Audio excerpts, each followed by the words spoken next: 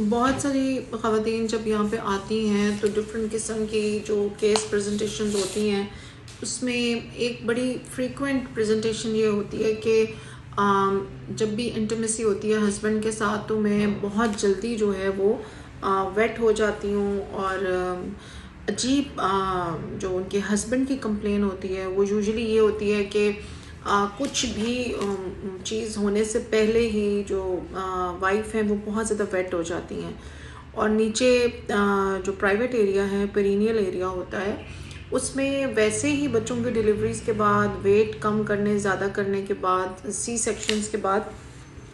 वही बहुत ज़्यादा गुंजाइश नहीं होती इस किस्म की कि आप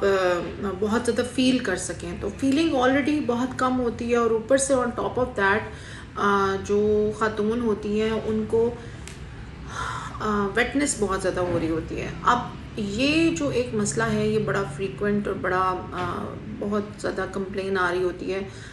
जब आप मेनोपॉज हो जाता है उसके बाद ख़वातीन में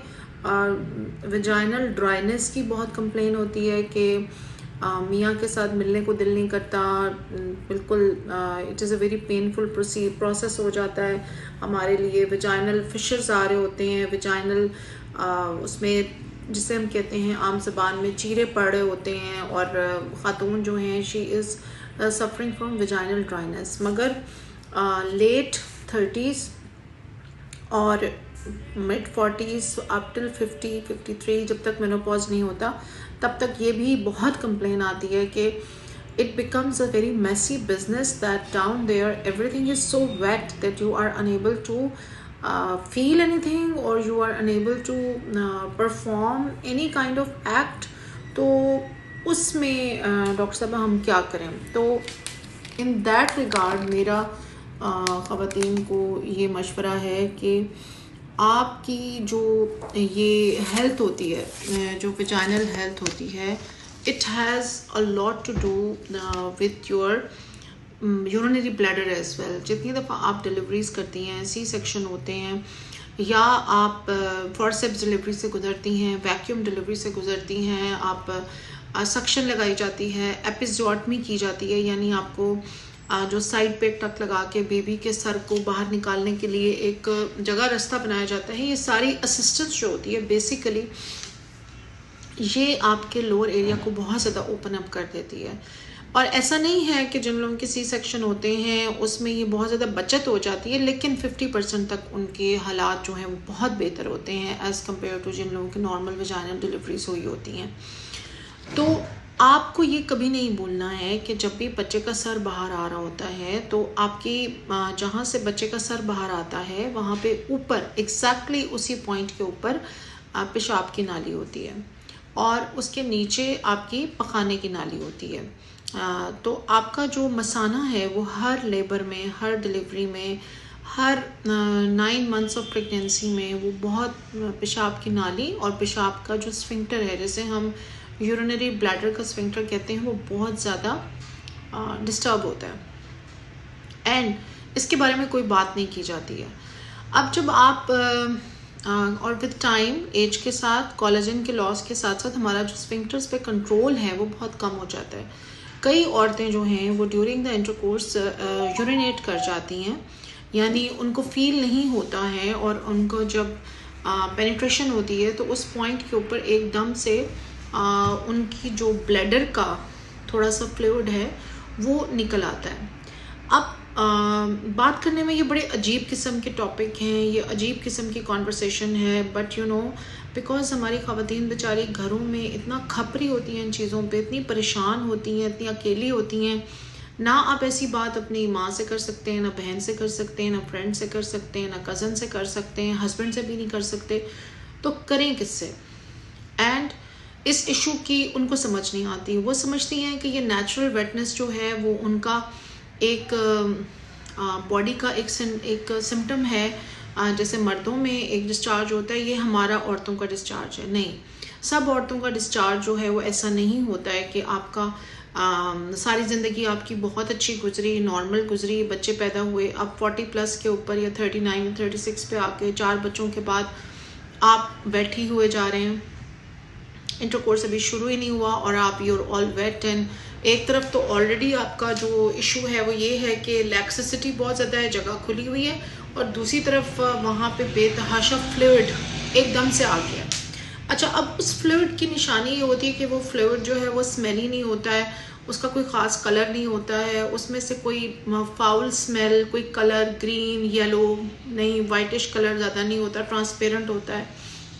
एंड उसी टाइम पे जो है पार्टनर्स दोनों ही पिस ऑफ हो जाते हैं, बिकॉज कोई भी रिदम नहीं बनता पूरी सिचुएशन का, and the whole thing ends up on weird kind of a tone. अब ये एक जो एपिसोड होती है, इससे खातून जो है वो मर्द से ज़्यादा डिस्टर्ब होती हैं, बिकॉज शी नोज़ के अब जब मेरे मियाँ को मेरे से सेटिस्फैक्शन नहीं मिलेगी तो ऑब्वियसली फिर what is going to happen next, और नेक्स्ट टाइम मेरा मियाँ मेरे में इंटरेस्ट लेगा या नहीं लेगा, ये भी एक क्वेश्चन मार्क है। और अमूमन इसके बाद ऐसा ही होता है कि हस्बैंड का इंटरेस्ट जो है वो कम होना शुरू हो जाता है। तो इन दैट रिगार्ड मैं ख़वातीन को ये कहूँगी कि एक तो आपको न सिर्फ अपने मसाने की हेल्थ पे काम करना है। अब अगर आप एक नॉर्मल गायनी या मेडिकल स्पेशलिस्ट के पास जाएंगी तो वो क्या करेंगी, वो आपका टेस्ट करवाएंगी, अल्ट्रासाउंड कराएंगी, यूरिन का कल्चर करवाएंगी, यूरिन का टेस्ट करवाएंगी और कहेंगी कि आपका अल्ट्रासाउंड भी बिल्कुल ठीक है, आपका यूरिनरी प्रोफाइल बिल्कुल सही है, कोई एंटीबायोटिक किसी चीज़ की ज़रूरत नहीं है, कोई डिस्चार्ज, कोई इन्फेक्शन नहीं है, आपकी नाली भी सही है। बट वो फ्लूइड कहाँ से आता है और इतना डिस्चार्ज कहाँ से हो जाता है एकदम, उसमें दो ही एलिमेंट होते हैं। या तो आपका कोई अंदर पेल्विक इन्फ्लेमेटरी एरिया में कोई भी इन्फेक्शन पुराना पड़ा हुआ है, वो इन्फेक्शन का ये सिम्टम होता है। अगर आपको इंटरकोर्स जो है हस्बैंड के साथ वो बहुत टेंडर, बहुत ज़्यादा पेनफुल है, उसमें आपको जैसे पेनिट्रेशन डीप होती जाती है आपको शदीद किस्म का पेन एग्रीवेट होता है, और किसी एक पॉइंट पे जाके वो इतना ज़्यादा हो जाता है कि आपको लगता है कि इस प्रोसेस को, इस इंटरकोर्स को रुकना चाहिए, अदरवाइज मुझे शदीद दर्द हो रहा है। तो इन दैट केस आपको इन्फेक्शन के बारे में सोचना चाहिए कि यार there is some kind of infection going on either in the pelvic area, pelvic gutter,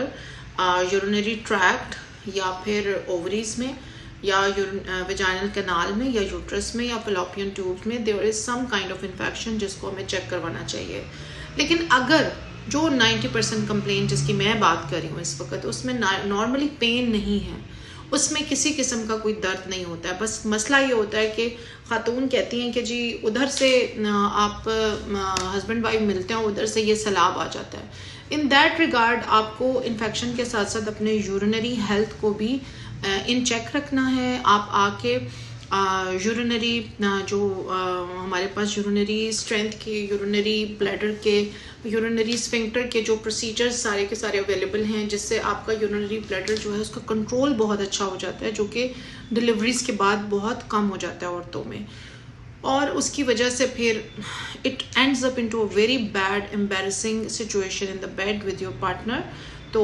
मैं जाहिर सी बात है बाकी सारी डिटेल्स यहाँ पे उतनी ओपनली डिस्कस नहीं कर सकूँगी, ये इतनी सी कॉन्वर्सेशन भी इट इज़ वेरी डिफ़िकल्ट हमारे कल्चर में इस तरह की बातचीत करना। बट चूँकि ख़वातीन को गाइडलाइन नहीं घर में कोई देने वाला या बताने वाला, और नेट पे भी इसकी कोई इन्फॉर्मेशन नहीं होती है, तो आपको ये गाइड करना बहुत ज़रूरी है। फर्दर इन्फॉर्मेशन के लिए आप अपॉइंटमेंट बुक कर लीजिए मेरे कराची, लाहौर, इस्लामाबाद के क्लिनिक्स में, एंड रेस्ट आपकी हिस्ट्री और आपके मामलात के मुताबिक फिर हम एक प्राइवेट कंसल्टेशन कर सकते हैं। But this is a very very common problem जो हर दूसरे तीसरे दिन you listen in the clinic, and जिसके लिए वो खातून जो है वो बहुत जगहों पे बहुत अल्ट्रासाउंड, बहुत टेस्ट, कई किस्म के स्वैब्स और स्मीयर्स और बहुत कुछ करवा चुकी होती हैं, बट उनको समझ नहीं आ रहा होता कि इस मसले का हल क्या है। सो मैंने देखा है कि इस सारे सिनेरियो में यूरिनरी ब्लैडर के जो ड्रिबलिंग होती है, यानी यूरिन के कतरे जो हैं छींक के साथ, खांसी के साथ, आपको डिलीवरी के बाद, इवन हंसने के बाद भी अगर ख़वातीन कहका लगा के हंसें डिलीवरीज़ के बाद, तो एकदम से यूरिन निकलना शुरू हो जाता है। ये कंट्रोल, जो लैक ऑफ कंट्रोल है, वो उनकी सेक्शुअल और इंटीमेट लाइफ को किस तरह तबाह कर रहा होता है। उनके हस्बैंड कैसे उनसे मतलब दूर जा रहे होते हैं, और वो ख़ुद इस एक्ट को एंजॉय करने की बजाय उनके लिए एक अज़ाब बन जाता है। So that should